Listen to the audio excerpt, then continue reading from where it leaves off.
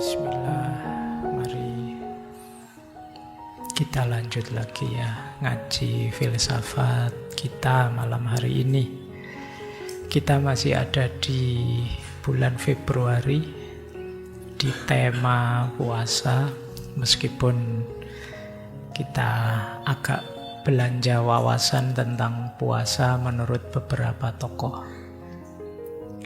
Kalau yang dari perspektif Islam, dari para ulama, insya Allah teman-teman besok bulan Ramadan dapat banyak sekali, kenyang pasti. Makanya kita ambil malam hari ini tokoh yang agak berbeda. Karena bisa dikatakan puasa ini salah satu jenis ibadah yang ada di hampir semua agama. Dan tidak hanya di agama, mungkin budaya, tradisi, bahkan di kesehatan pun ya ada puasa. Maka yuk kita sedikit-sedikit nengok kiri kanan, mungkin ada wawasan-wawasan tentang puasa yang penting kita ketahui. Siapa tahu bisa membantu kita meningkatkan kualitas puasa kita. Karena sejauh yang saya cermati, mungkin banyak teman-teman yang sudah puluhan tahun setiap Ramadan puasa, tapi yo rasanya gitu-gitu saja. Jadi kualitas puasanya ndak naik-naik, ya wis pokoknya selesai dengan Idul Fitri gitu aja, libur gitu aja kan. Nah, kita semoga puasa yang akan datang kita mulai belajar naik makom ya. Wong tiap puasa kita diceramai bahwa puasa itu ada awam, ada khawas, ada khawasul khawas. Itu kita puluhan tahun mungkin ya awam saja. Atau jangan-jangan pra awam. Jadi puasanya ya poso sih, tapi sekedar ndak makan, ndak minum. TikTokan yang nonton saru-sarunya jalan terus. Gosip gibahnya jalan terus. Bikin hoaxnya jalan terus, sama saja. Baik, bismillah. Malam hari ini kita belajar lagi dari beliau ya. Ini beberapa kali kita bahas tokoh ini, karena saya melihat ada satu konsep yang menarik dari beliau yang berhubungan dengan puasa. Di beliau lah nanti puasa itu jadi senjata yang hebat untuk perjuangan, untuk aktivisme, meskipun dengan corak anti kekerasan. Dulu pernah kita bahas ahimsa, filsafat perdamaian khas beliau, Mahatma Gandhi. Kelahiran 1869, nanti beliau meninggal 1948. Tokoh spiritual, filosof, figur paling penting dalam berdirinya negara India saat ini. Nah, kita tengok beliau ya. Dulu kita macam-macam belajar tentang beliau. Ada tentang teknologi, saya ingat. Ada tentang perdamaian. Kemudian juga gagasan-gagasan beliau. Secara umum juga pernah kita bahas. Malam hari ini kita fokus pada gagasan beliau tentang puasa. Tentu saja nanti kita lihat secara umum puasa menurut beliau, kemudian bagaimana puasa sebagai satu senjata, satu strategi untuk menaklukkan lawan meskipun tanpa kekerasan dalam konteks memperjuangkan kebenaran dan keadilan. Oke ya, baik. Bismillah, kita mulai belajar. Saya tidak cerita-cerita tentang beliau ya, nanti ngulang. Waktunya juga biar tidak banyak habis, kita agak telat karena isyaknya agak belakangan. Ya tetap meskipun kalian tidak usah gelisah, selesainya tetap sama nanti. Tidak usah khawatir kalau ada yang janjian jam 10, kita insya Allah jam 10 selesai. Ya, kita awali dari sini. Tentu saja di antara prinsip hidup ideal menurut beliau adalah cinta. Kenapa nanti beliau antara lain menggagas anti kekerasan, penghargaan pada kemanusiaan, dan lain sebagainya ya?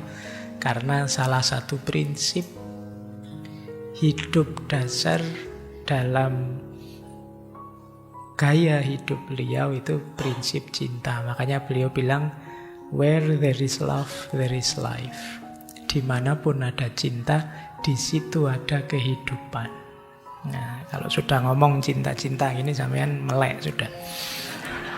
Tak awali dari sini biar melek dulu, terus baru gagasan rumitnya di belakang. Jadi cinta berhubungan dengan makna hidup, tujuan hidup, dan kebahagiaan hidup. Dulu kita pernah belajar tentang cinta, bagaimana puncak idealnya makna hidup itu ya di cinta. Ketika orang mampu naik kelas dari sekedar mencari senang atau sekedar memenuhi kebutuhan menuju penaklukan ego. Bagaimana tujuan tertinggi hidup juga cinta. Dan bagaimana kebahagiaan kita itu berhubungan dengan kemampuan kita mencintai dan juga dicintai. Ada banyak uraian tentang itu, tapi kalau hidup kita bercorak cinta, di situ kita benar-benar hidup. Itu kata beliau. Makanya eman-emanlah hidupmu, jangan dihabiskan untuk membenci. Jangan dihabiskan apalagi untuk mendengki, tidak suka orang lain. Bahwa kadang-kadang kita harus ngeritik orang, kadang-kadang kita harus negur orang, kadang-kadang kita harus, apa bahasa Jawanya, ngapok ke orang biar sadar. Tidak masalah, tapi dasarnya cinta. Karena aku cinta padamu, aku tegur karena engkau salah. Karena aku sayang padamu, tak kritik, biar kamu jadi lebih baik. Jadi bukan berarti kalau sudah mencintai itu terus permisif saja, pokoknya kamu apa saja boleh lah. Tidak begitu, justru menunjukkan kamu tidak cinta, kamu tidak peduli pada dia. Kalau engkau memang benar mencintai, ya harus peduli. Seperti orang tuamu pada kalian itu kan begitu ya, kadang-kadang dijewer, kadang-kadang dimarahi, kadang-kadang dihukum kecil-kecilan, itu biar kalian jadi lebih baik. Nah, itu yang dilakukan orang yang mencintai.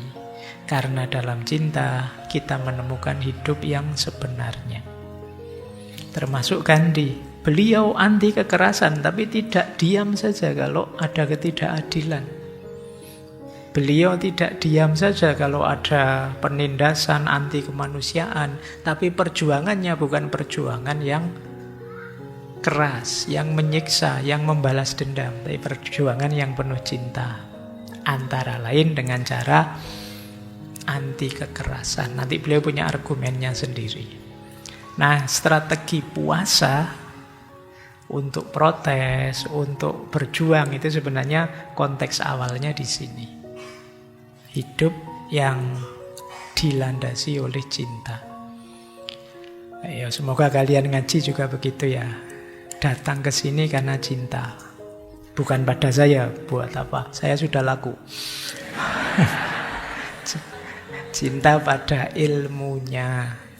Jadi semoga basisnya adalah kalian cinta ilmu, cinta belajar.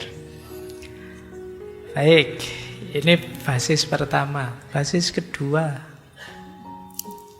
ini yang berhubungan dengan puasa ya. Beliau satu ketika menyatakan seperti ini. Agamaku mengajarkan ketika ada kesusahan yang tidak dapat disingkirkan, seseorang harus berpuasa dan berdoa. Ini mungkin di banyak agama, mungkin di Islam juga begitu. Kalau ada kesulitan apa-apa, ya kita berdoa sambil, kalau bahasa Jawanya ada tirakatnya. Jadi itu yang dimaksud oleh beliau, puasa dan berdoa. Mungkin kita tidak lupa berdoa, cuma kita sering lupa dengan puasa ini. Jadi itu kan istilahnya ada tirakatnya. Orang Jawa zaman dulu, itu apalagi yang raja-raja itu kalau ada masalah besar di kerajaannya, dia pasti menarik diri sebentar. Mundur dari keramaian, mungkin semedi lah, topo broto lah, apalah istilahnya, dalam rangka mencari solusi, menemukan jawaban dari masalah. Termasuk ya kalau di situ kan istilahnya dengan berdoa dan berpuasa. Ini strategi boleh kalian pakai. Kalian mungkin lupa ada strategi seperti ini ya. Kalau ada masalah-masalah besar dalam hidupmu, boleh kalian puasa dulu. Sampai kamu nemu solusi. Kalau orang zaman dulu sih menarik diri. Orang Jawa ada istilah nunggu wangsit, mencari ilham. Siapa tahu Allah menganugerahkan solusi terhadap masalah kita. Tentu saja ditambah dengan berdoa. Ya termasuk kita bagaimana dulu Rasulullah sebelum mendapat wahyu kan setiap bulan Ramadan juga bertahanus menarik diri. Dengan tirakatan, berdoa mencari solusi mungkin problem umat zaman itu yang banyak perilaku-perilaku yang kita sebut jahiliyah. Nah, Gandhi juga begitu. Beliau nanti memanfaatkan senjata puasa itu untuk perjuangan beliau. Karena beliau tahu, agamaku memberi petunjuk kalau ada masalah yang sulit diselesaikan puasa. Wah, mungkin teman-teman ingat ya, hadis dari Rasulullah, wahai anak muda, barang siapa yang sudah ingin menikah tapi belum mampu menikah, kan terus Nabi nyuruh kamu apa? Puasa. Puasa itu ya maknanya tidak sekedar ngempet. Kalian kan mungkin memaknainya dengan puasa, Pak. Mungkin saya jadi nafsu saya tertahan. Cuma kan kalau lihat kamu kan saya juga tidak jamin meskipun puasa ya nafsumu masih meledak-ledak. Maksudnya puasa itu mungkin antara lain tirakat lah. Berdoa pada Allah, nyari solusi. Ya Allah, saya itu sudah pengen banget tapi kok tidak mampu-mampu, tidak dapat-dapat kan itu. Antara lain itu mungkin maknanya disuruh puasa itu. Jadi karena kalau ada masalah puasalah, tirakatlah kalau bahasanya orang dulu. Jangan seneng-seneng terus, jangan nyari enak terus. Ada kalanya kita harus ada tirakatnya. Tirakat itu mungkin dari bahasa Arab taroka, tarkun, meninggalkan. Ada yang kamu tinggalkan sedikit sebentar demi meraih sesuatu yang jauh lebih besar. Itu yang dilakukan juga oleh Mahatma Gandhi. Kalau ada problem nasional besar, beliau puasa. Yang itu kemudian mungkin meningkatkan spiritual sekaligus menggentarkan orang-orang yang sedang beliau tuju. Ya, baik. Makanya dulu zaman saya masih mahasiswa itu kadang-kadang kalau sedang gegeran sama siapa atau perlu sama siapa kok tidak beres-beres, awas tak posoni loh. Itu ngeri kalau sudah dipuasai itu. Bisa takluk kamu. Baik, kita lanjutkan ya. Jadi ini basis kedua bahwa memang puasa itu bagian dari agama. Di banyak agama, makanya ayat puasa itu kan kama kutiba alal ladzina min qablikum, sebagaimana juga umat-umat terdahulu juga puasa. Jadi kalian tidak usah sambat, tidak usah wah kok agama itu dulu juga orang puasa, karena ternyata memang manfaatnya besar. Nabi Adam bahkan ada di beberapa riwayat itu beliau puasa. Kalau Nabi Adam itu puasanya Ayyamul Bid 13, 14, 15. Nanti Nabi Nuh puasa waktu banjir besar di atas kapal itu beliau puasa meminta banjir segera reda sekaligus bersyukur selamat dari banjir. Nabi Musa 40 hari di Gunung Sinai puasa. Jadi nabi-nabi hampir semua puasa. Nabi Isa juga konon ada puasa 40 hari juga beliau. Kita dapat puasa bulan Ramadan. Nabi Daud puasanya 1 hari puasa, 1 hari tidak. Untung kita umatnya Nabi Muhammad. Kalau kamu umatnya Nabi Daud, sehari puasa, sehari tidak. Alhamdulillah bisa penghematan otomatis itu. Tidak perlu harus dibatasi macam-macam. Wow, itu. Sekarang kan eranya penghematan. Baik, ayolah. Itu bisa jadi strategi. Kayak puasa yuk bareng-bareng yuk. Siapa tahu kita jadi sakti semua setelah puasa ya. Baik, kita lanjutkan. Oke, ini saya ambil dari beberapa tulisannya beliau ya. Ini sebelum puasa sebagai aktivisme. Jadi menurut Gandhi di beberapa tulisan beliau itu puasa itu hakikatnya 3 sebenarnya. Yang paling dasar. Yang pertama memurnikan atau menyucikan tubuh. Yang kedua menyucikan pikiran. Dan yang ketiga menyucikan jiwa. Ini kalau bahasanya Imam Ghazali terus ada awam, khawas, khawasul khawas. Jadi menyucikan tubuh itu puasa itu mungkin semacam aktivitas detox. Jadi membuang racun-racun, mengistirahatkan tubuh kita. Jadi ketika kita ngambil jeda untuk tidak makan, tidak minum, tubuh kita punya kesempatan untuk memulihkan diri, menyembuhkan kalau ada yang mungkin tidak beres. Mesin itu kan kalau dipakai terus, tidak pernah dijeda, ya rentan error, rentan hang, apalagi tubuh kita. Nah, puasa semacam detox-nya.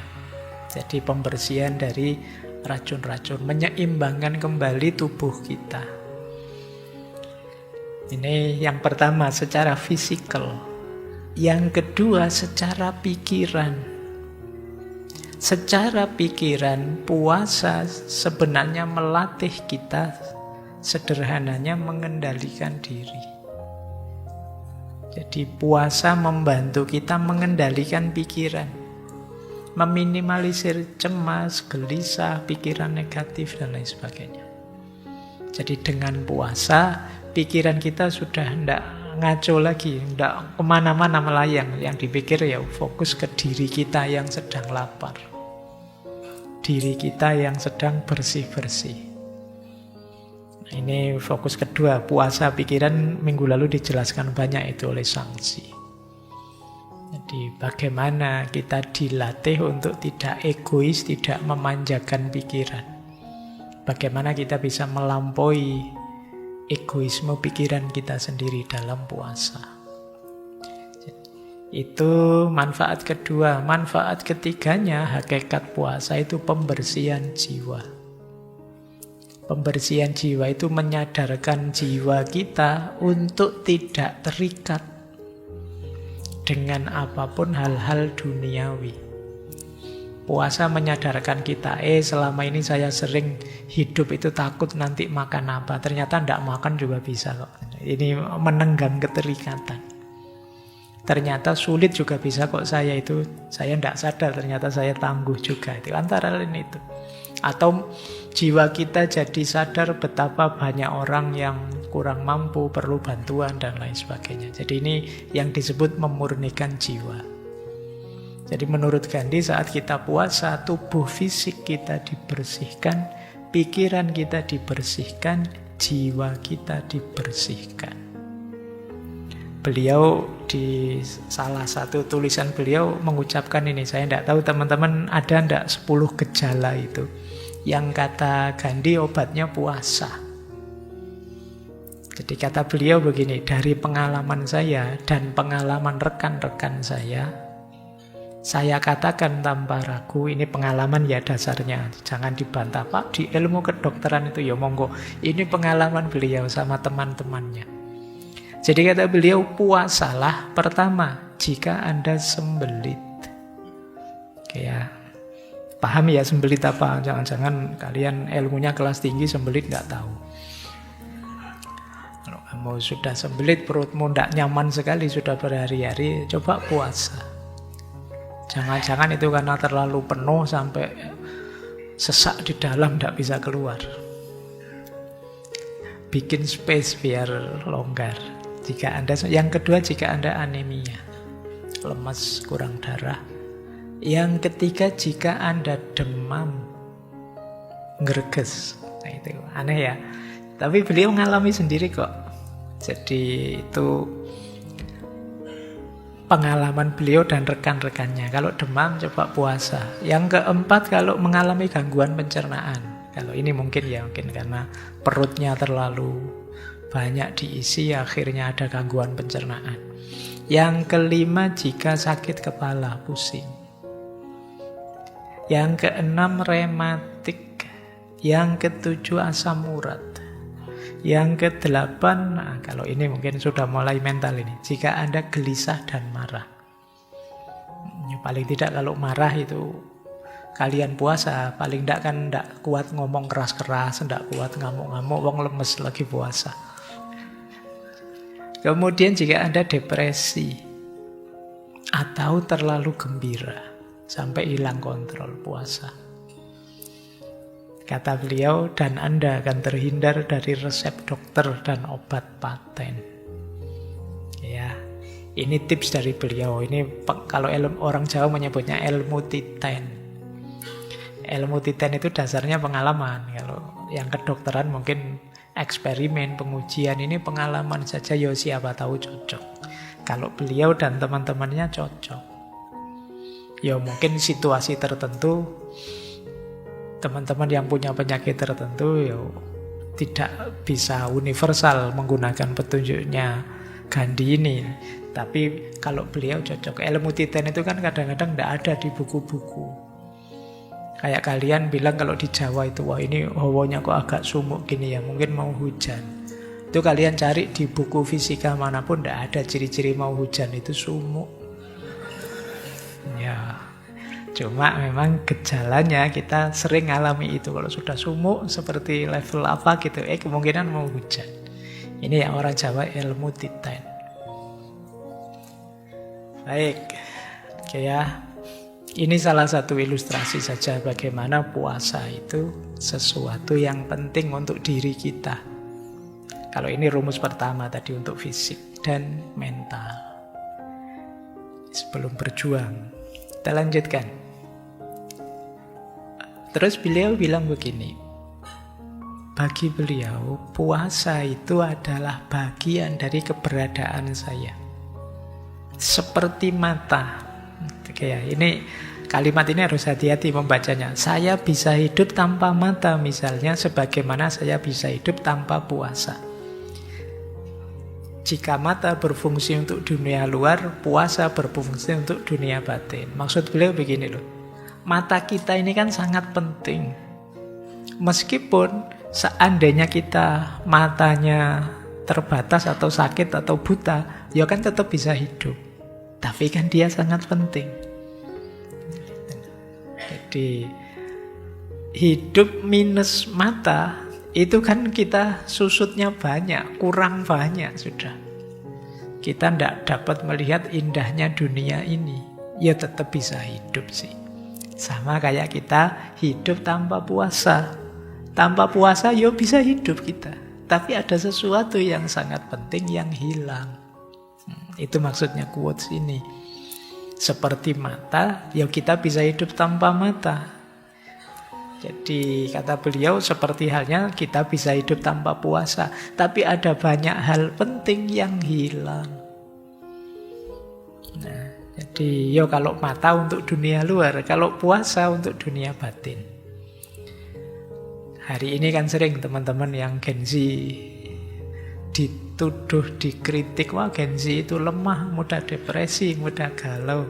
Coba kalian yang merasa begitu, latihan puasa untuk membereskan dunia batinnya. Tapi puasa yang serius ya, jangan puasa yang sekedar tidak makan, tidak minum. Nanti tidak makan, tidak minum tapi ngerokok. Tidak makan, tidak minum, tapi puasa yang serius, sampai ke pikiran, sampai ke batin. Kemarin yang detox pikiran seperti disangsi atau pembersihan jiwa dari keterikatan dan lain sebagainya. Mungkin nanti kalian akan menemukan sesuatu manfaat dalam hidup. Baik, di zaman dulu saya di pesantren sering sama Pak Yai diminta puasa. Di luar bulan Ramadan, puasa ini, puasa itu.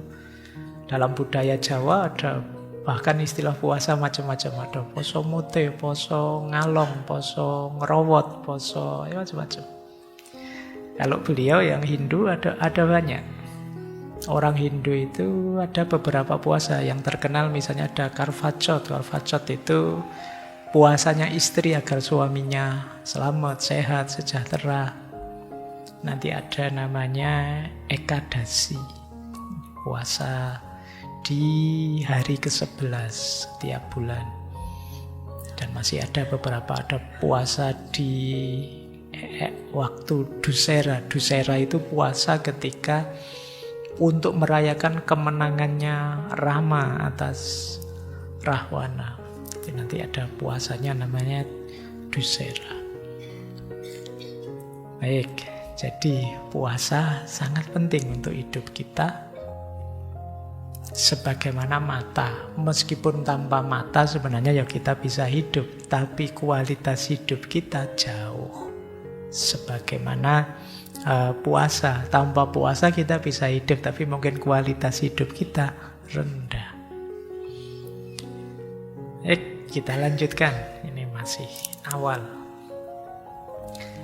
Menurut Gandhi, puasa fisik yang tidak dibarengi puasa batin niscaya akan berujung pada kemunafikan dan bencana.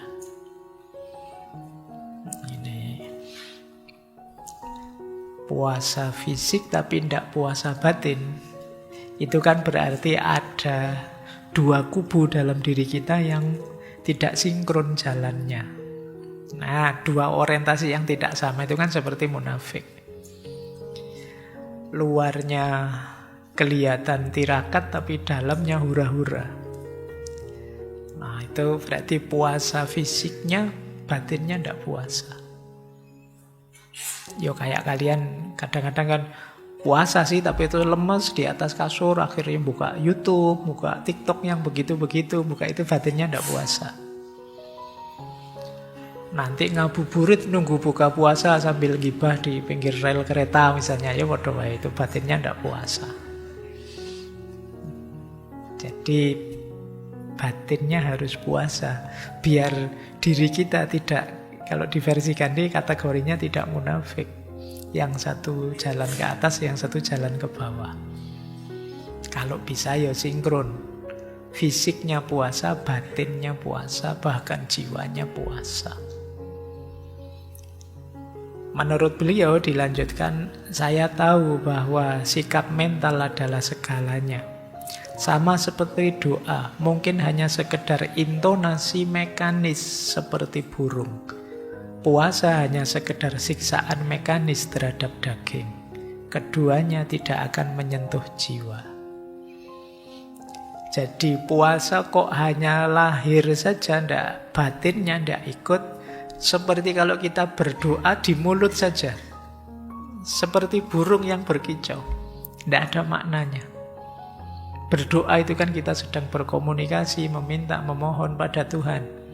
Tapi kalau hanya di mulut saja ya rasanya kayak rekaman saja. Rasanya kayak burung saja yang bunyi, tidak ada maknanya. Kadang-kadang kan kita sering begitu berdoa itu saking ngapale doa sampai kita lupa kita itu minta apa. Pokoknya habis sholat apa hamdan yuwafi ni'amahu terus sampai terus iki mau minta apa ya sama Allah, tidak tahu rutinnya begitu. Yang penting diawali sholawat akhirnya Robbana Atina gitu aja loh Pak. Itu Robbana Atina pun kita sering tidak menghayati apa sih yang kita minta. Hasanah itu apa? Kebaikan jenis apa yang kita minta pada Allah? Dunia hasanah dan akhirah hasanah. Apa jenis kebaikan yang berbeda antara dunia dan akhirat? Atau yang seperti apa? Kalian tidak pernah kan membahas sampai sedetil itu, pokoknya hasanah Pak. Jadi kita tidak sadar yang kita minta apa. Kita tidak tahu sedang berkomunikasi dengan siapa, pokoknya kita ngoceh saja. Kata Gandhi seperti burung. Nah, orang puasa itu kata beliau ya sama sih seperti itu. Seperti orang yang sekedar menyakiti dirinya. Kan ada hadis itu yang bilang berapa banyak orang puasa kam min so'imin laisalahu min siyamihi illal ju'wal atos. Berapa banyak orang puasa yang tidak dapat apa-apa selain lapar dan haus, selain menyakiti dirinya. Padahal tujuan puasa tidak di situ. Tunggu saja nanti sebentar lagi bulan Ramadan dalil-dalil itu keluar lagi. Ya, cuma tidak pernah kalian renungi. Ya karena sudah terlalu rutin itu, jadi mengalir berjalan begitu saja. Baik, jadi ayo puasa lahir dan puasa batin. Jadi satu paket yang lengkap. Meskipun beliau terus bilang begini, meskipun saya menanggung rasa lapar dan banyak ketidaknyamanan lain karena berpuasa dengan gembira, jangan seorang pun membayangkan bahwa saya tidak menderita. Puasa-puasa ini dapat ditanggung hanya karena puasa itu diperintahkan oleh kekuatan yang lebih tinggi. Dan kemampuan untuk menanggung rasa sakit juga berasal dari kekuatan itu. Jadi kata beliau begini, saya menyarankan banyak puasa, saya sendiri banyak puasa, tapi jangan dikira terus enak loh. Ya tetap saja namanya puasa tidak enak, antara tidak makan dengan makan tetap enak makan. Jujur saja begitu, tidak usah gaya, wah biasa Pak saya puasa itu ya tetap. Kita kan sering gaya begitu. Padahal di antara hikmahnya puasa itu kita sadar betapa beratnya orang tidak mampu kan itulah. Kalau kita tidak merasa berat sama sekali, kita tidak ketemu hikmah itu. Ya jujur saja ya berat lah, ngomong tidak makan, tidak minum pagi sampai sore, itu kan berat. Gandhi juga bilang, jangan dikira saya senang-senang, ya tetap berat. Cuma karena yang merentah itu dia, yang di atas, dan juga yang memberi kekuatan sehingga saya mampu. Puasa adalah juga dia yang di atas, maka puasa itu bisa kita maknai menggembirakan meskipun pahit. Jadi pahit kan tidak selalu menyedihkan. Banyak orang mencari pahit untuk obat. Kayak jamu itu kan pahit dicari, tapi dalam rangka biar besok sehat. Sama, puasa itu tidak menyenangkan, tapi ini untuk obat. Apakah itu tubuh kita, pikiran kita, juga jiwa kita. Maka tidak usah terlalu banyak kalkulasi. Kalau mau ingin puasa, puasa saja. Insya Allah kuat kok. Wong kemarin 1 bulan kuat. Tahun lalu. Tapi kan ini sebentar lagi. Tahun ini kita puasa. Jadi minimal kita wajibnya saja Ramadan itu sudah luar biasa. Meskipun kalian sering bercita-cita. Sekali-sekali Senin Kemis, Pak, sekali-kali ya berhenti di cita-cita biasanya. Coba kalian sendiri bikin rumus puasamu sendiri, tirakatmu sendiri. Temukan kemuliaan dari situ. Berat memang. Apalagi kalau kamu mengistiqomai, apalagi kalau kamu mengambil paket-paket berat, paket 40 hari, paket Nabi Dawud, paket. Ayo. Senin Kemis ditambah 3 hari Ayamul Bid sudah berapa? 8 tambah 3, 11. Terus nanti apalagi kalau ada puasa sunnah apa gitu. Kalau kalian mau tantang dirimu ya, latihan tirakat.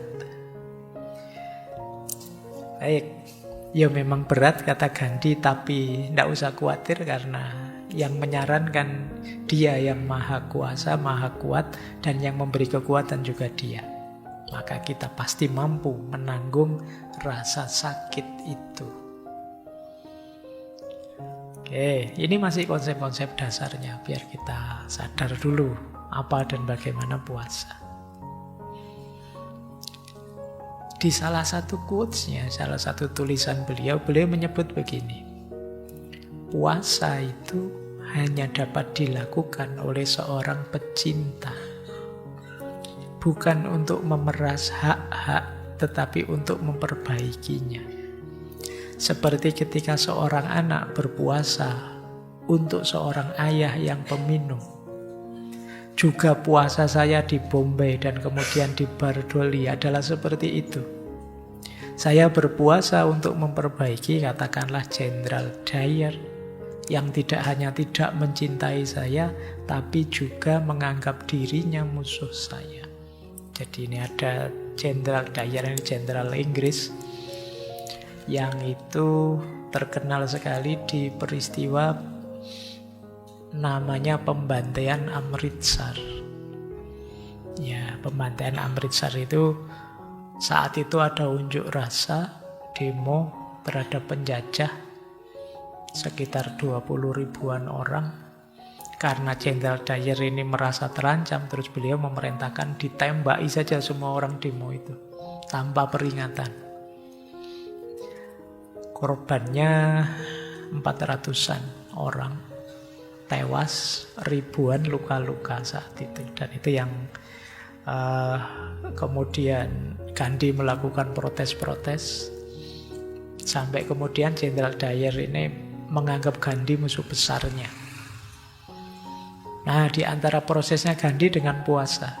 Tapi seperti saya bilang tadi, puasa-puasa yang dilakukan oleh Gandhi termasuk untuk memprotes, itu sebenarnya dasarnya bukan kebencian, tapi cinta. Yang bisa puasa seperti ini, itu hanya orang-orang pecinta. Ya, beliau mencontohkan seperti seorang anak yang mempuasai bapaknya yang pemabuk. Ini bapak saya tiap hari mabuk, dinasehati mesti tidak didengar, wong saya cuma anak. Saya doakan saja sambil saya puasai. Nah, ini strateginya para pecinta puasa. Tapi nanti jangan kalian, wah kamu ngincer siapa tak posoni Itu di luar tanggung jawab saya ya kalau ada yang begitu. Tapi itu strategi untuk meluluhkan hati. Kadang-kadang kan kita sulit. Gimana ya caranya menyadarkan, gimana ya caranya biar dia jadi baik lagi. Dinasehati tidak bisa, diapain tidak bisa. Kita sering lupa jalan terakhir ini, didoakan, dipuasai. Puasa itu berarti bukan kok terus kita mempuasai dia begitu, tapi kita dengan puasa kita lebih dekat dengan Tuhan, kita lebih dekat dengan Allah. Ketika kita lebih dekat dengan Allah, mintalah. Jadi puasa kan termasuk tadi rumusnya bersih-bersih diri kita, pikiran kita, hati kita, jiwa kita. Kalau sudah bersih, lebih mudah menangkap isyarat ilham cahaya dari Allah. Lebih mudah kita berkomunikasi dengannya. Nah, jadi kalian boleh, Pak, saya kok melihat berdasarkan medsos Indonesia ini kok tambah ruwet ya Pak, ya puasalah. Kamu mau tidak sekali-sekali puasa untuk Indonesia? Mendoakan bangsa kita, wong ini rumah kita semua. Nah, coba begitu, biar jadi anak baik. Baik ya, jadi ini rumus kata beliau, puasa para pecinta yang bisa melakukannya. Makanya beliau punya rumus begini. Saya percaya bahwa tidak ada doa tanpa puasa dan tidak ada puasa sejati tanpa doa. Kenapa begitu? Doa mengarahkan puasa dan puasa membuka ruang bagi doa.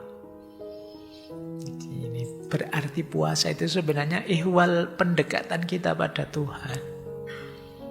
Jangan sampai kita puasa tanpa doa. Puasa tanpa doa itu kata Gandhi, puasa yang sekedar pengorbanan fisik. Harusnya puasa itu jadi sarana meningkatkan spiritualitas kita. Jadi mari berpuasa dengan tujuan lebih dekat pada Allah. Itu yang dimaksud puasa dan doa. Jadi jangan sampai kita berpuasa lupa berdoa.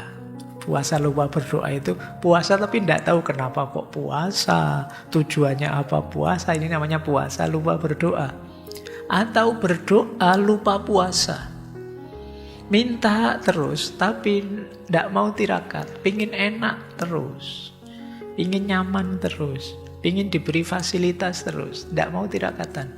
Ya berdoa sih minta terus. Ini jiwanya kotor tapi terus ngotot minta berdoa. Ya kemungkinan dikabulkan. Tapi kata Gandhi ya sebenarnya doa yang sejati ya dengan puasa. Puasa yang sejati harus ada unsur doanya. Kalau di kita kan doanya orang puasa itu makbul. Apalagi doa sebelum buka puasa. Itu mesti makbul karena setelah itu kamu langsung buka puasa. Jadi Itu salah satu perilaku kita yang paling terpuji dan tepat waktu. Kita kan sering dikritik orang Indonesia itu sering lelet, sering terlambat. Undangan jam 8, mulainya jam 9. Tapi satu-satunya yang kita on time hanya itu. Buka puasa. Itu layak dipuji kalau sudah itu ya.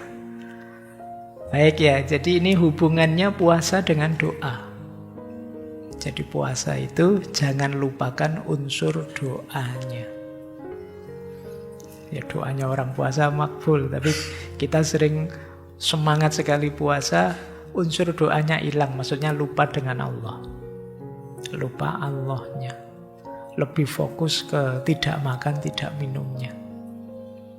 Padahal puasa itu kan bagian dari kendaraan kita, jembatan kita untuk lebih dekat kepada Allah. Baik, jadi itu tadi yang saya jelaskan. Mungkin kita sebut hakikatnya puasa. Menurut beliau ya, Mahatma Gandhi. Ya, beliau memang seorang spiritualis. Gelarnya Mahatma. Mahatma itu Maha Atma, orang yang jiwanya besar, jiwanya agung. Kalau di India kadang beliau dipanggil Bapu. Bapu itu bapak, ayah, ayahanda kita semua bagi orang India. Oke, nah sekarang kita masuk ke tema kita, puasa untuk strategi perjuangan, puasa anti kekerasan. Baik, kita baru mulai masuk materinya. Ada kalimat yang menarik dari beliau. In a gentle way, you can shake the world. Dengan cara yang lembut, engkau bisa menggoncangkan dunia. Jangan dikira menggoncangkan dunia itu harus cara keras, harus teriak-teriak, harus melakukan hal-hal yang bombastis yang enggak. Kata Gandhi, in a gentle way you can shake the world. Dengan cara yang lemah lembut, engkau pun bisa menggoncangkan dunia. Nah, jadi teman-teman cek dirinya masing-masing, kalian tipemu tipe apa. Kalau bisa ya cari jalan yang gentle saja. Karena kadang-kadang jalan gentle itu lebih mengguncangkan. Jalan lemah lembut itu lebih menggetarkan. Ini nanti dicontohkan oleh Gandhi dengan puasa-puasa beliau. Jadi beliau kalau protes puasa. Dan itu semua puasa yang beliau lakukan sukses. Ya karena mungkin puasanya tadi nyambung dengan doanya, selaras dengan frekuensi jiwanya. Sehingga tujuannya tercapai. Mungkin beda dengan kita ya. Kalau kita kan masih perlu bersih-bersih panjang. Tapi bisa kita mulai sekarang. Dengan cara yang gentle kita guncangkan dunia. Dengan cara yang lemah lembut engkau bisa mengguncangkan dunia. Oke. Minum dulu ya. Tidak apa-apa. Ini cara yang lemah lembut.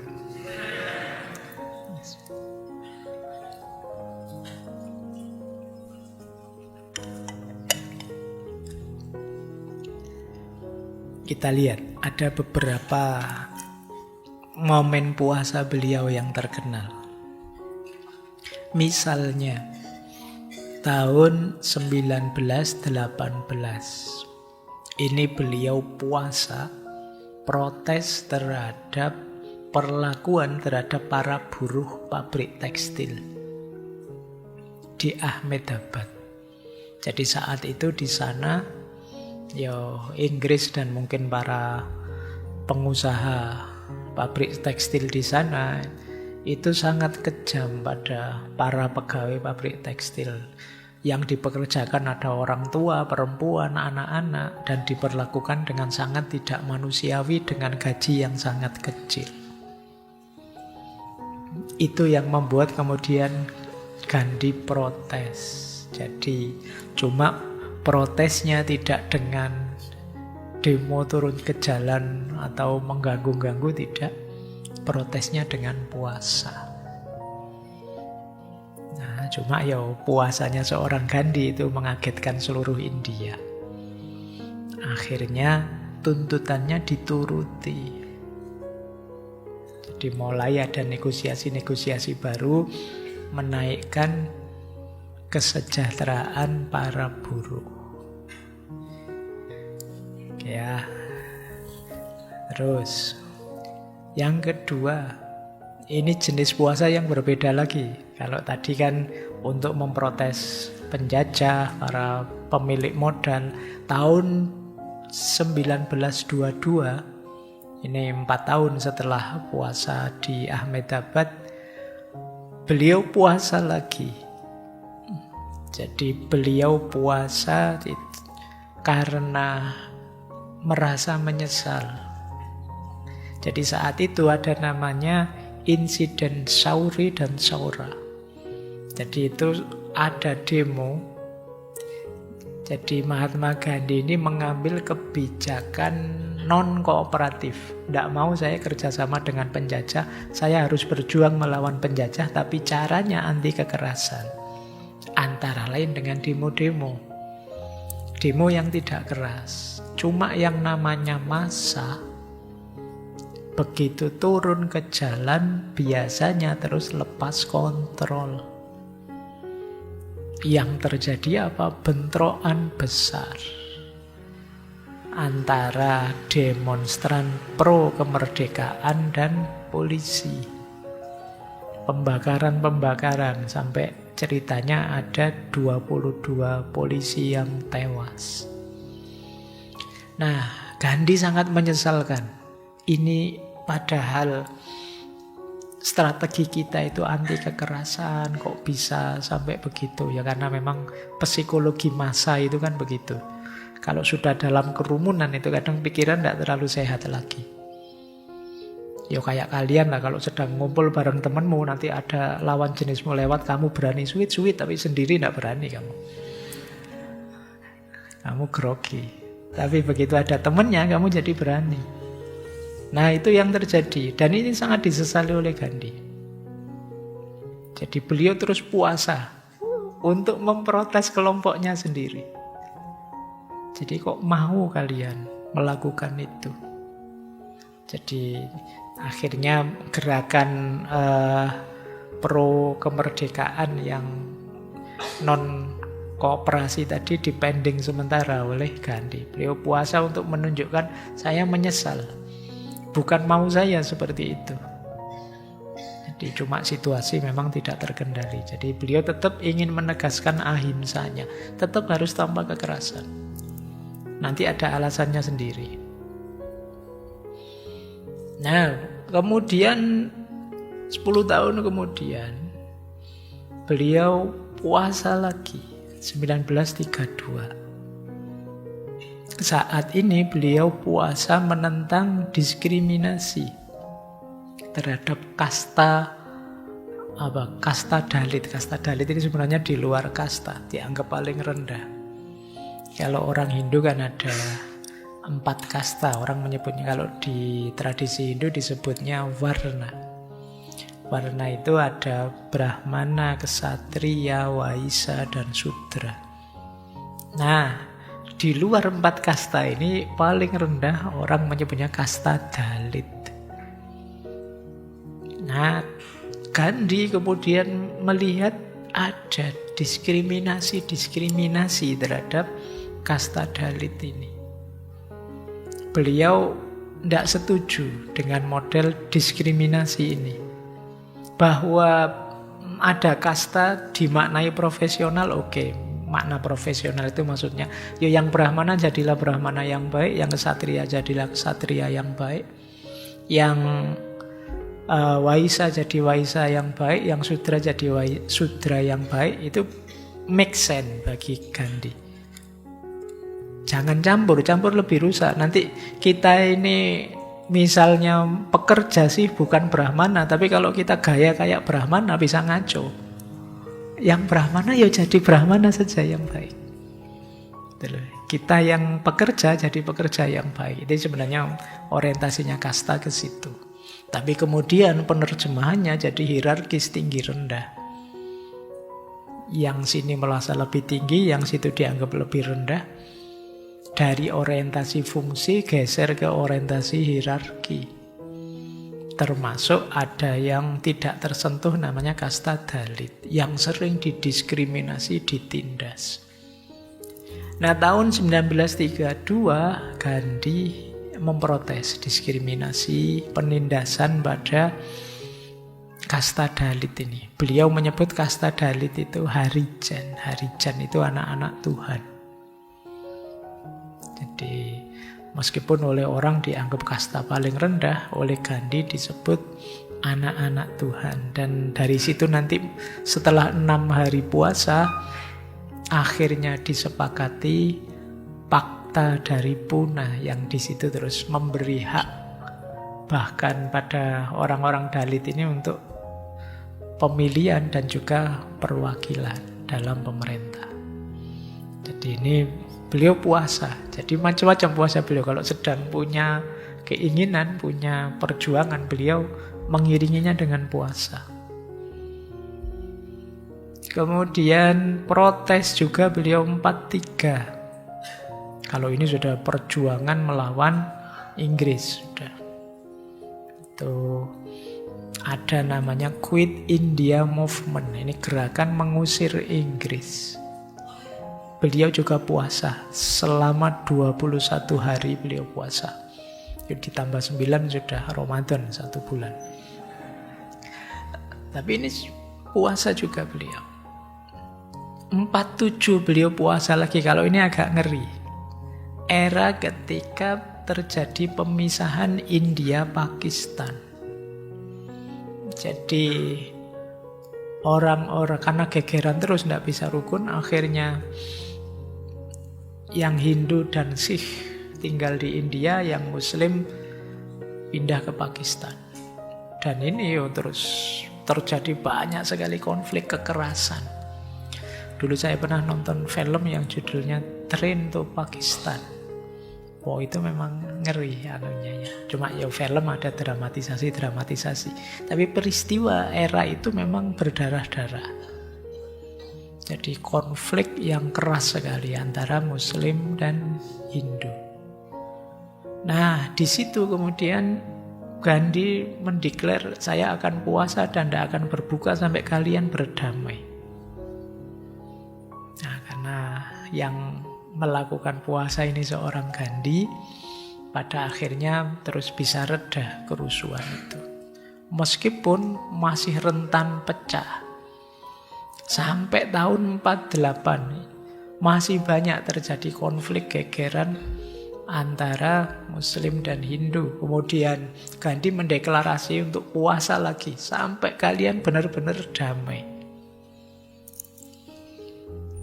Nah, terus tanggal 13 Januari 48 sukses. Tapi 12 hari kemudian beliau tewas ditembak tanggal 30 Januari 48. Yang menembak namanya Nathuram Godse. Ini dari kelompok nasionalis Hindu. Dia merasa Gandhi terlalu memihak pada kelompok Muslim. Makanya terus ditembak. Baik ya, ini gambaran. Tapi puasa-puasa Gandhi ternyata ya sukses. Bagaimana puasa bisa jadi senjata. Puasa ya, tidak sekedar mogok makan. Ada bedanya.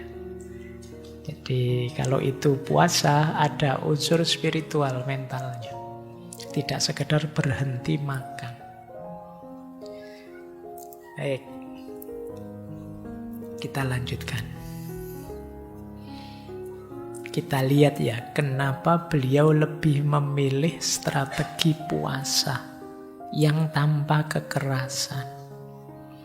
Ini reasoningnya tidak sekedar beliau asal saja. Ada beberapa pertimbangan. Yang pertama, dengan tanpa kekerasan lebih aman. Kenapa?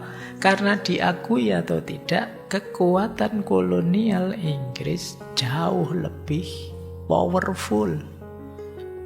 Kalau ditabrak dengan keras pasti kalah.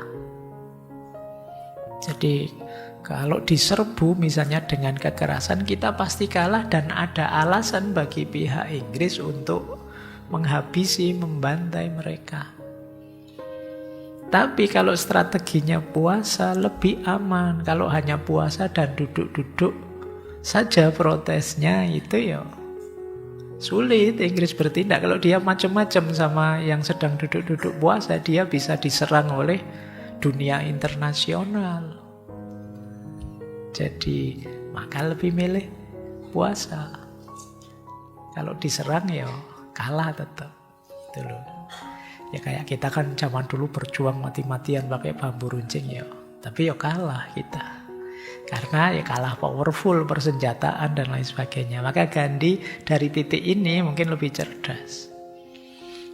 Yang kedua, tadi sempat saya singgung, puasa ini satu praksis religius yang ada di hampir semua agama. Jadi berarti dia ini punya power spiritual yang universal.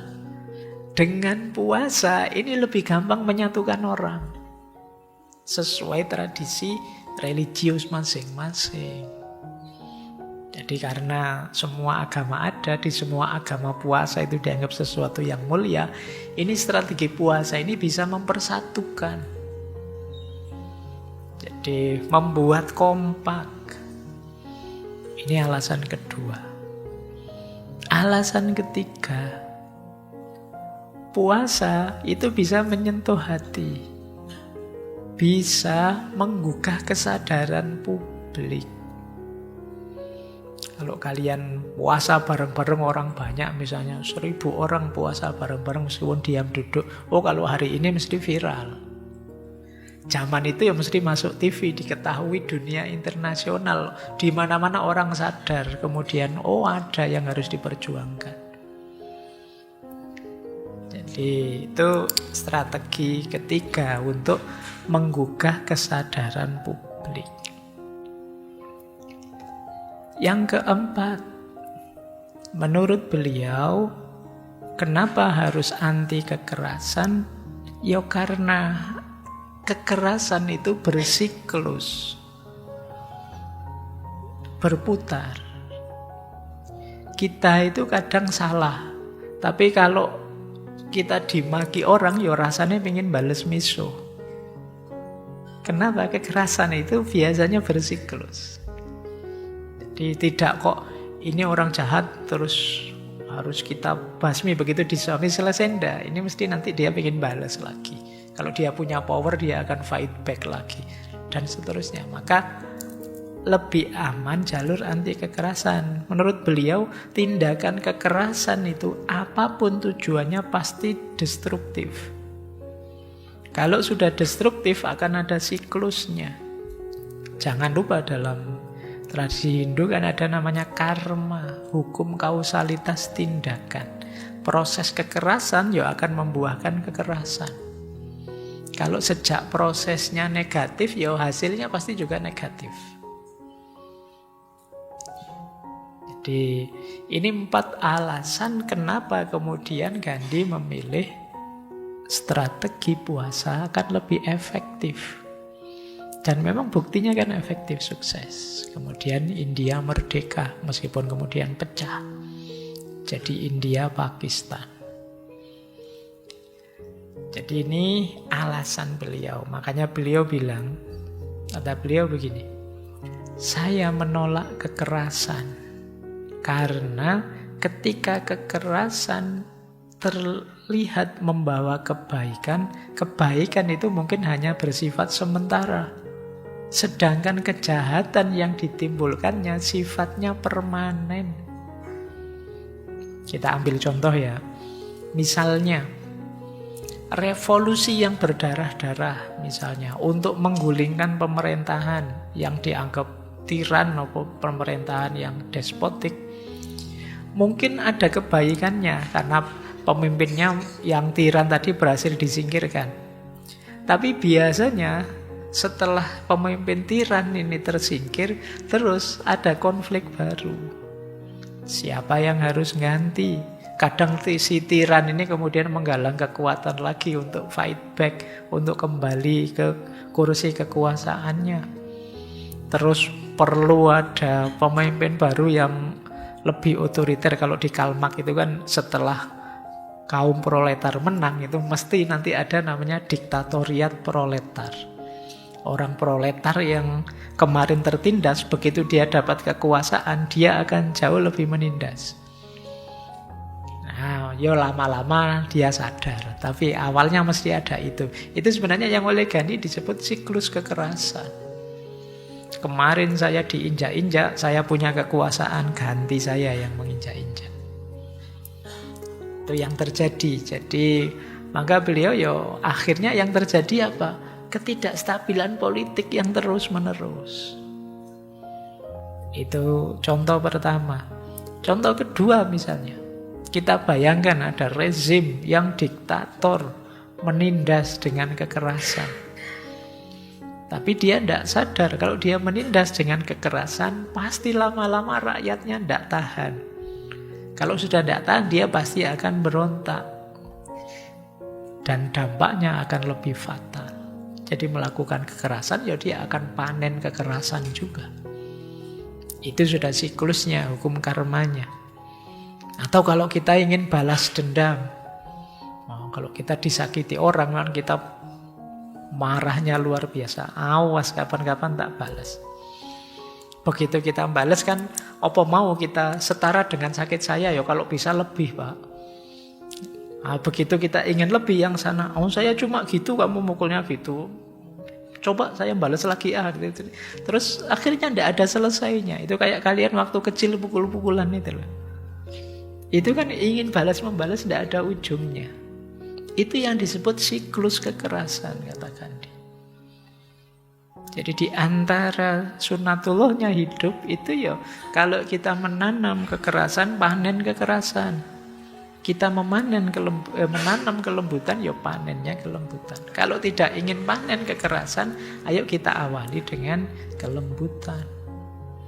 Kita awali tadi dengan anti kekerasan.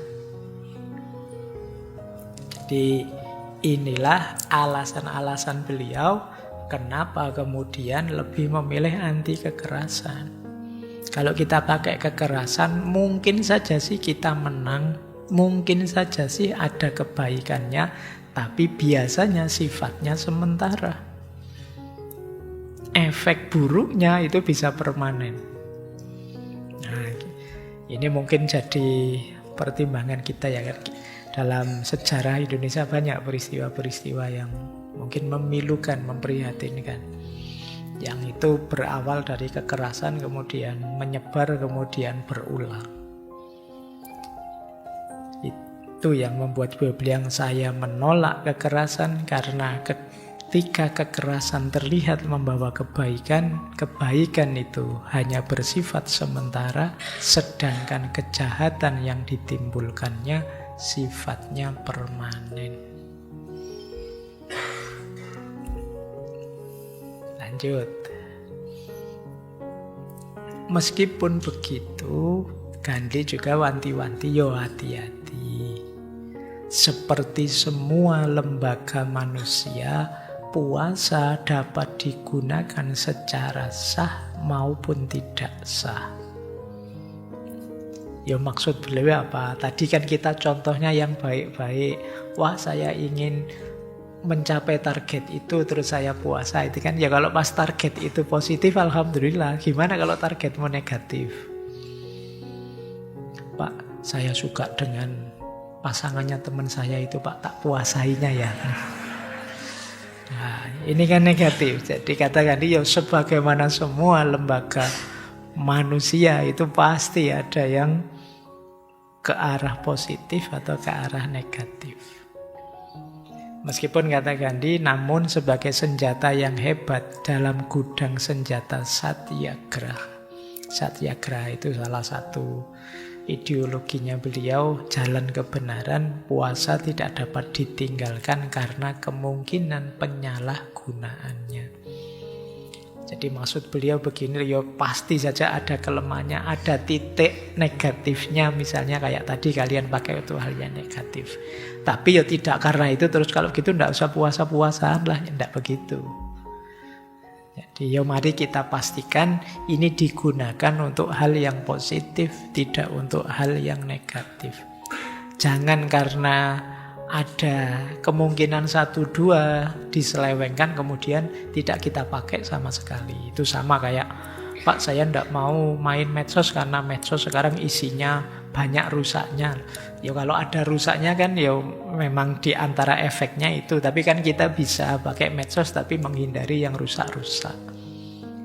Jadi cara berpikirnya begitu. Bukan berarti kalau ada indikasi negatif satu terus kita generalisir, sudahlah ditinggal saja. Tidak begitu, nanti kita kehilangan manfaatnya. Hanya karena satu kemungkinan negatif tidak kemudian harus ditinggalkan semuanya. Kata beliau begini, tidak dapat disangkal memang puasa itu punya sifat memaksa seperti yang dilakukan Gandhi, membuat orang terus jadi tidak enak, ingin menuruti yang dituntut. Puasa seperti itu bisa dilakukan oleh orang untuk mencapai tujuan yang egois. Puasa dilakukan untuk memeras uang dari seseorang atau memenuhi tujuan pribadi yang semacam itu. Dan itu sama saja dengan pemaksaan. Ya, kalau seperti itu namanya kekerasan. Saya akan dengan tegas mendukung perlawanan terhadap pengaruh yang tidak semestinya tersebut. Jadi, kalau pemaksaan ya tidak memaksakan maunya misalnya. Dengan cara puasa. Ini bagi Gandhi ya tetap jenis kekerasan.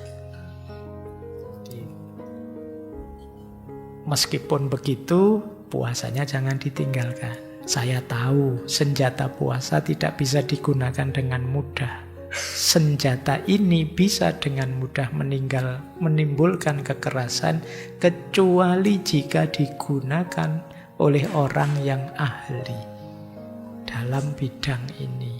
Jadi puasa itu dahsyat, tapi bisa juga disalahgunakan, maka perhatikan siapa yang menggunakannya.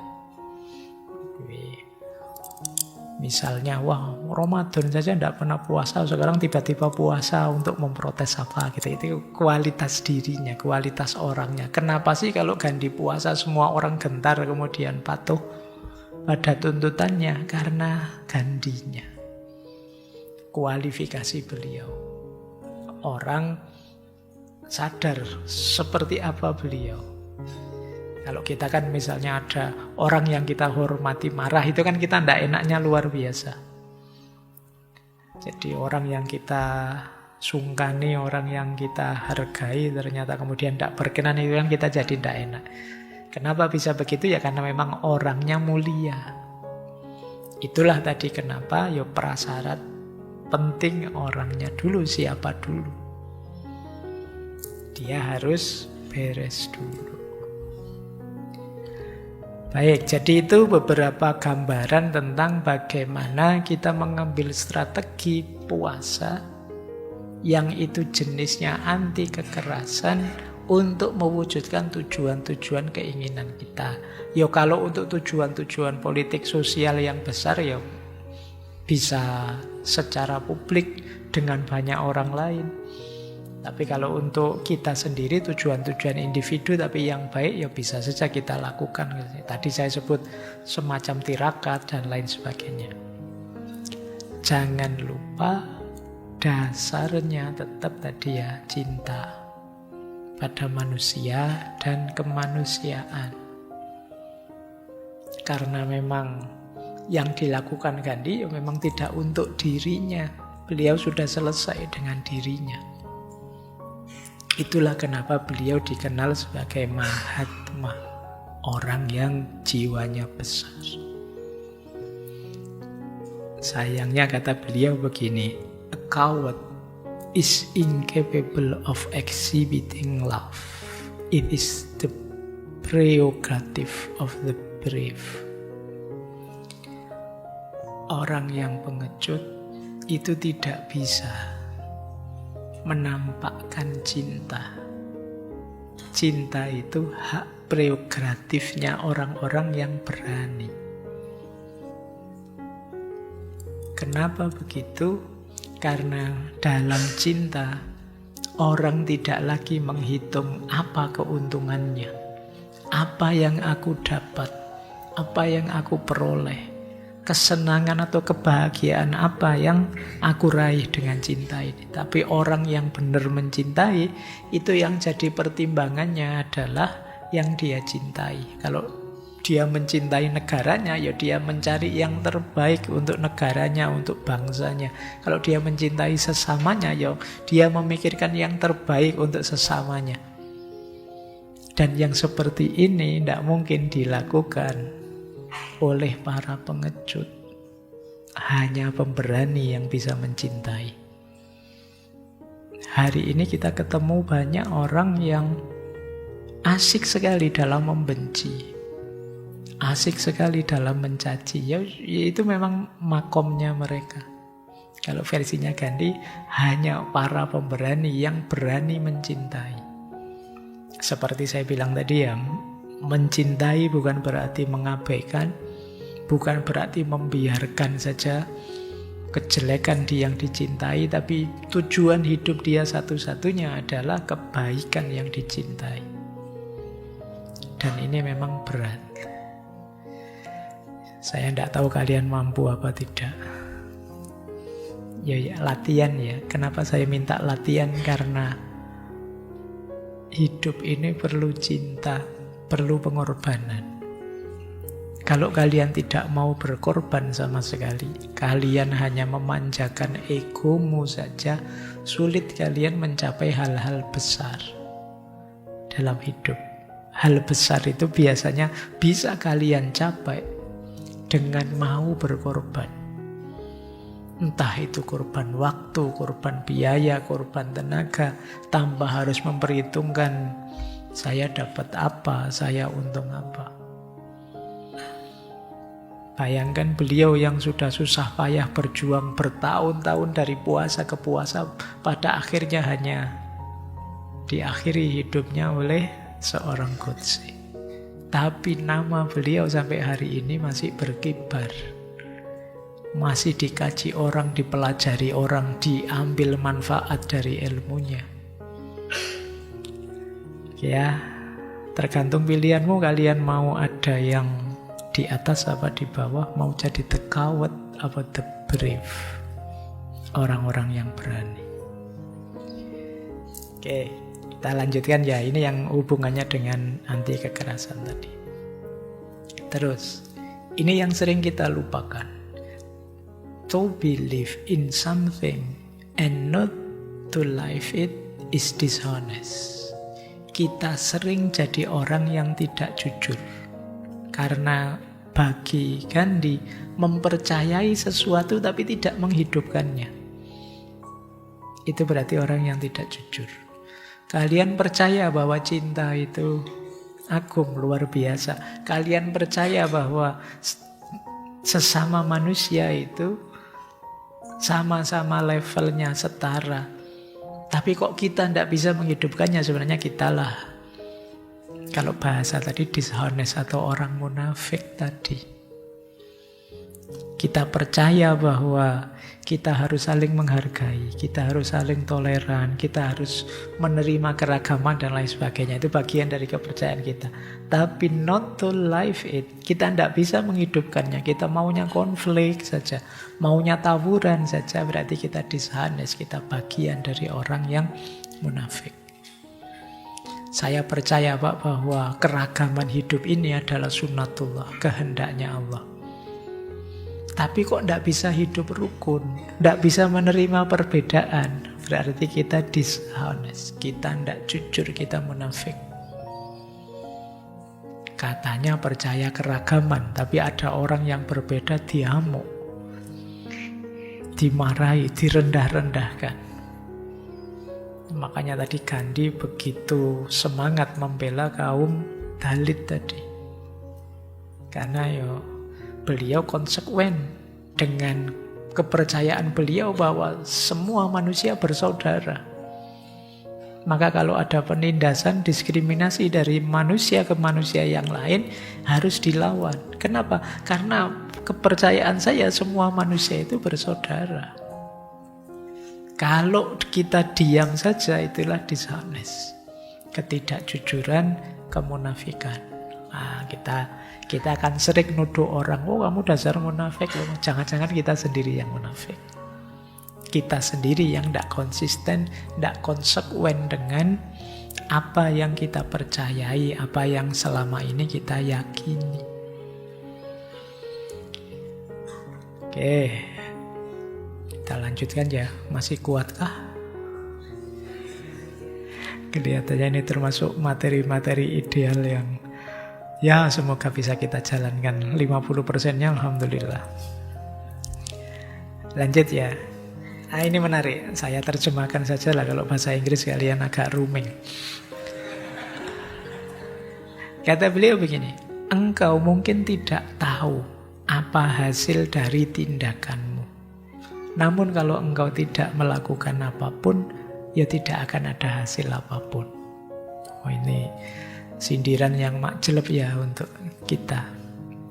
Kita itu sering takut hasilnya jelek. Kita sering takut nanti kalau begini gimana Pak, nanti kalau begitu gimana Pak, gitu kan. Ini sederhananya Gandhi mau bilang, lah wong kamu itu loh ndak ngapa-ngapain, kok takut begini takut begitu. Bergerak dulu, bertindak dulu, baru nanti ketahuan jadi begini apa begitu. Kita selama ini ndak melakukan apa-apa, hanya takut dan khawatir saja. Yo kalau hanya itu sih ya tidak akan ada apa-apa.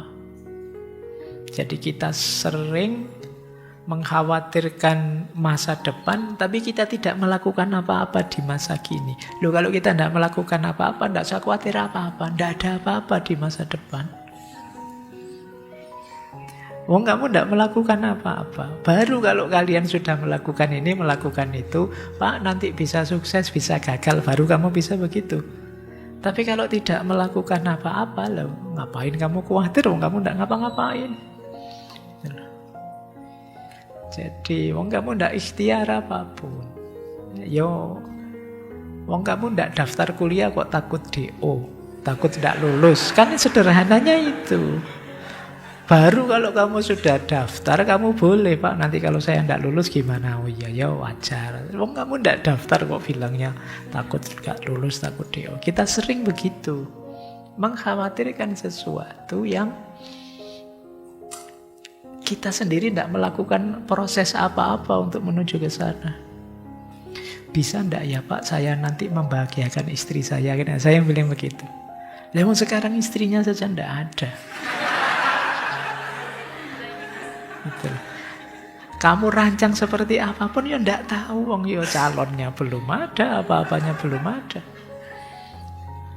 Jadi itu yang sering kita lakukan hari ini. Banyak kegelisahan kita itu kegelisahan yang kosong. Karena kita ndak ngapa-ngapain sudah gelisah.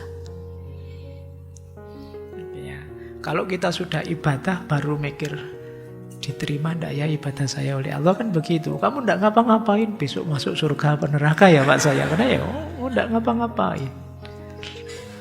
Oke, jadi itu yang dimaksud oleh beliau. Engkau mungkin enggak tahu apa hasil tindakanmu, tapi kalau kamu enggak melakukan apa-apa, ya enggak ada apa-apa. Jadi tidak akan ada hasil apapun. Maka beliau berjuang, komitmen, konsekuen. Dengan keyakinan beliau, entah hasilnya apa, bahwa mungkin sampai hari ini India Pakistan kadang-kadang masih konflik, ya monggo saja sejarahnya begitu, tapi beliau sudah melakukan banyak hal untuk itu. Jadi ini sindiran untuk kita. Jadi kalau kita tidak ngapa-ngapain, ya jangan menunggu hasil, jangan meramalkan sukses atau tidak. Kita tidak melakukan apa-apa. Kita lanjutkan. Ini hubungannya dengan puasa tadi. Kata beliau, bahasa Inggris lagi. I call him religious who understand the suffering of others. Orang yang mau peduli penderitaan orang lain, kesulitan orang lain, itulah seorang religius. Jadi orang religius adalah orang yang berkomitmen terhadap ajaran agamanya. Dan pasti semua ajaran agama punya komitmen terhadap orang-orang yang tertindas, mustad'afun, orang-orang yang suffering, menderita. Jadi kalau kalian melihat ada orang tekun sekali ibadah, kalian tidak tahu itu tulus apa terpaksa apa acting saja. Maknanya bisa macam-macam. Bisa juga memang tulus ibadah. Tapi begitu kalian lihat orang baik sekali hatinya, peduli dengan sesama, peduli dengan penderitaan orang lain, pastikan bahwa dia orang religius. Dia orang baik yang menjalankan amanat agamanya. Jadi, palsu ndak palsu, yang penting faktanya dia membantu. Peduli dengan suffering of others. Maka beliau lebih fokus ke sana. Sampai beliau dituduh, wah ini terlalu membela muslim ini. Beliau tidak melihat itunya, beliau melihat penindasan dan ketertindasan itu. Kan banyak kisah-kisah dalam Al-Quran itu bagaimana para nabi oleh Allah diminta mendampingi orang-orang yang tertindas. Termasuk Nabi Musa diminta mendampingi Bani Israel. Meskipun kisahnya dalam Al-Quran itu bagaimana ngeyelnya Bani Israel. Disuruh ini, disuruh itu, bantah terus. Tapi Nabi Musa tetap disuruh menemani. Saking nakalnya kalau dalam Al-Quran itu kan sampai bikin sapi sendiri disembah. Itu kan luar biasa sudah. Tapi tetap Nabi Musa disuruh menemani. Kenapa? Saat itu posisi mereka mustad'afun, sedang tertindas.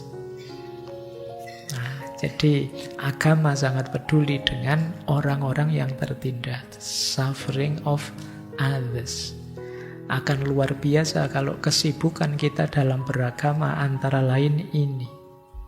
Kepedulian pada sesama. Jadi tidak sekedar menghitung pahala kita sendiri. Nanti disuruh, mas bawa sedikit-sedikit sedekah. Oh, pahala saya sudah banyak pak, saya itu. Nah, itu. Jadi hitung-hitungan pahala. Mari kita peduli dengan sesama. Karena I call him religious who understand the suffering of others. Aku sebut dia seorang religius, yaitu dia yang bisa memahami penderitaan orang lain. Bukan orang egois yang mikir senengnya sendiri atau enaknya sendiri. Kita lanjutkan. Nah, ini hubungannya dengan puasa anti kekerasan tadi ya.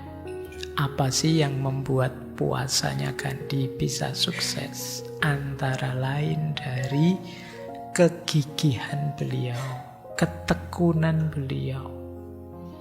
Kalau fisiknya sih beliau kelihatan seperti orang tua yang lemah pakai tongkat itu. Tapi kegigihan beliau luar biasa.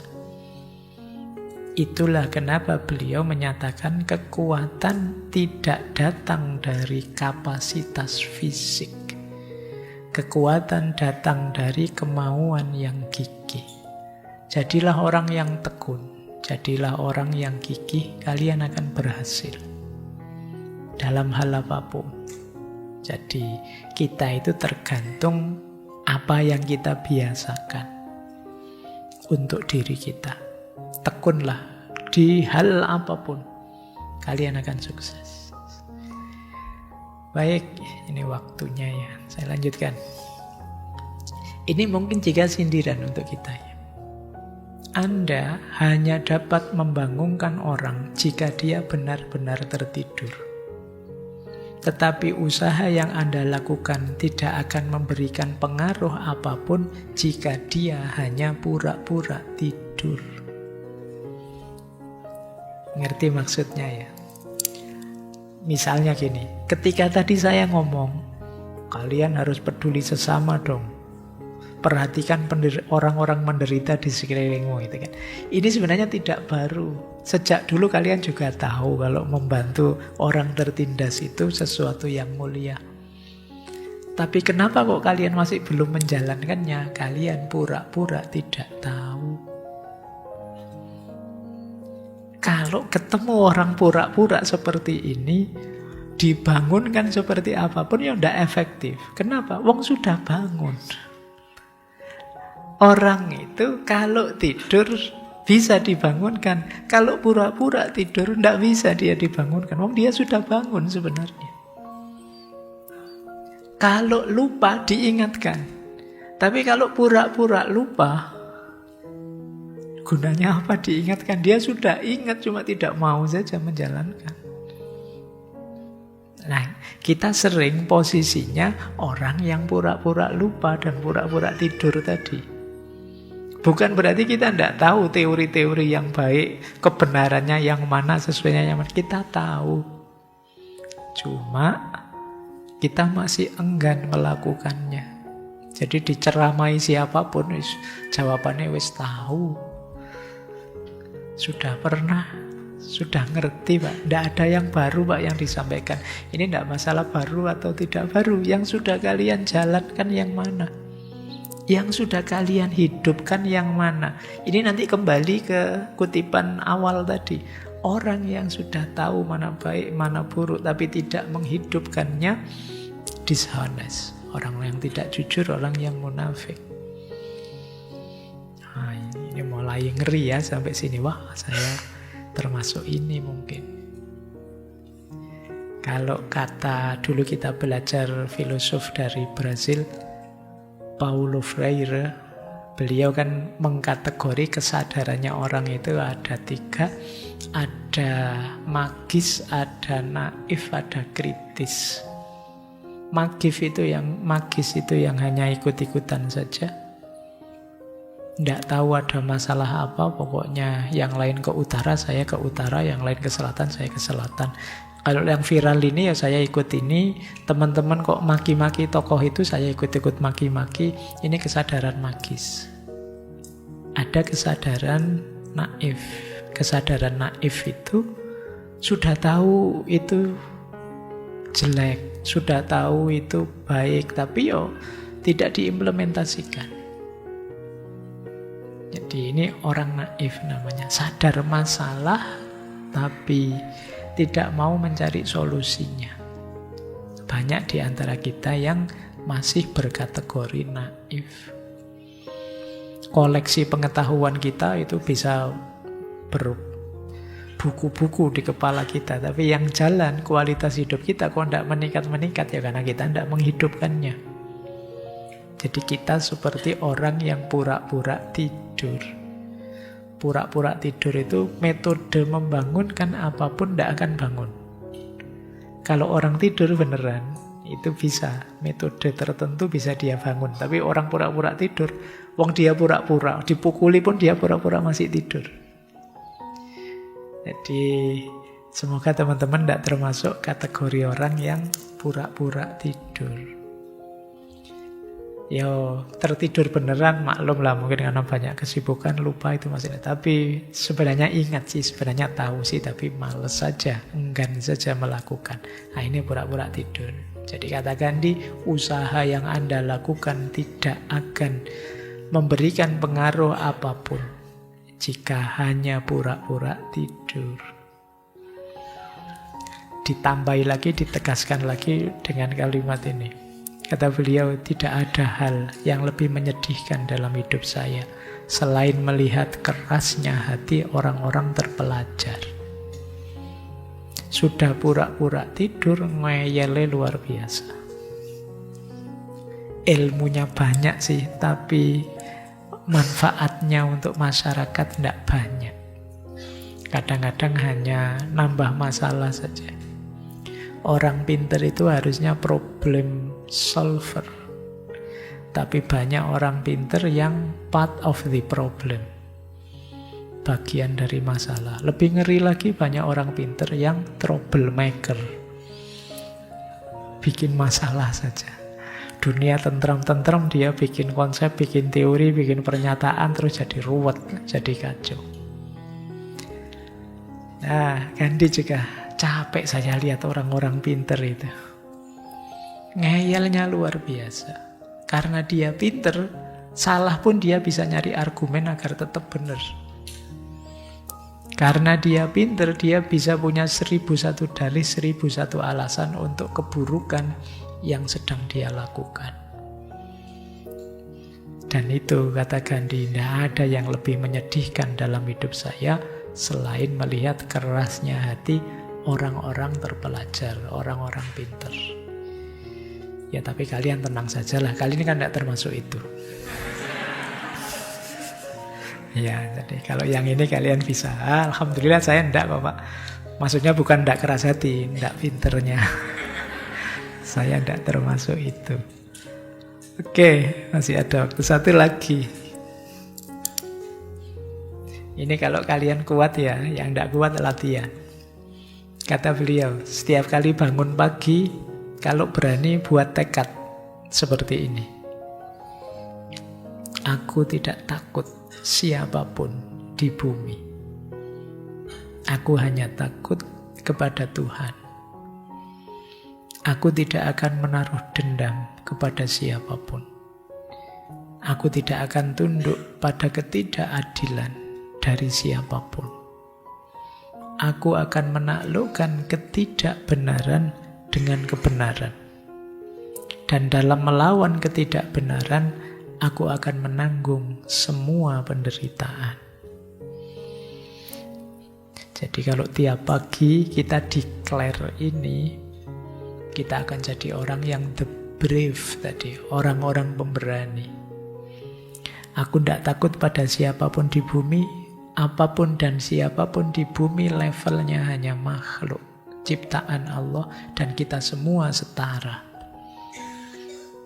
Yang aku takuti hanya Tuhan saja, hanya Allah saja. Dan aku tidak menaruh dendam pada siapapun. Tidak ada gunanya dendam, apalagi kekerasan. Meskipun begitu, aku tidak akan tunduk pada ketidakadilan. Jadi kalau kalian melakukan ketidakadilan, ya akan aku lawan. Meskipun caraku melawan tidak dengan cara yang jelek, tidak dengan cara kekerasan. Aku akan menaklukkan ketidakbenaran dengan kebenaran. Jadi yang salah aku luruskan, tapi dengan kebenaran, tidak dengan salah yang lain. Temanmu salah, kamu luruskan dengan cara maki-maki. Makian itu sesuatu kan yang tidak etis, tidak benar. Ketika ketidakbenaran ditemukan dengan ketidakbenaran, ya minus kali minus. Jadi akhirnya meledak ketidakbenarannya. Kamu menganggapnya baik-baik saja, plus saja.